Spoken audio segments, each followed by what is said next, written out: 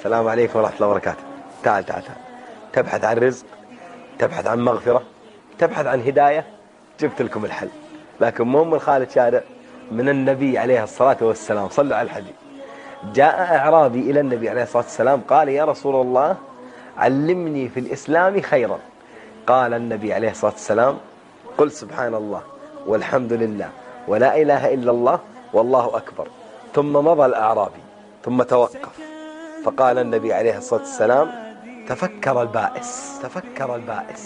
ثم رجع إلى النبي عليه الصلاة والسلام فقال: يا رسول الله سبحان الله والحمد لله ولا إله إلا الله والله أكبر، هذه لله، فماذا لي أنا؟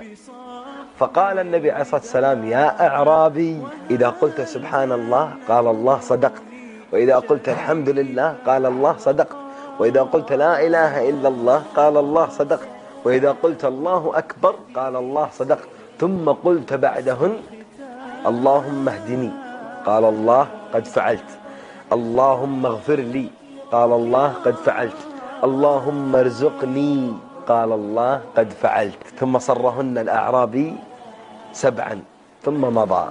يا غالي، أنت تبغى الرزق، تبغى الهداية، تبغى المغفرة من الله. حديث عظيم هذا، طبقه في حياتك وأبشر بالخير. سبحان الله، الحمد لله، ولا إله إلا الله والله أكبر. ثم قل بعدهن: اللهم اغفر لي، اللهم اهدني، اللهم ارزقني. والله ما يأخذ منك شيء يا تاج راسي.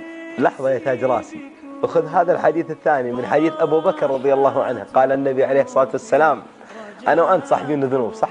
ونقصر مع ربي، صح؟ قال النبي عليه الصلاة والسلام: ما من رجل يذنب ذنبا فيتوضأ فيحسن وضوءه ثم يصلي ركعتين ثم يستغفر الله إلا غفر له.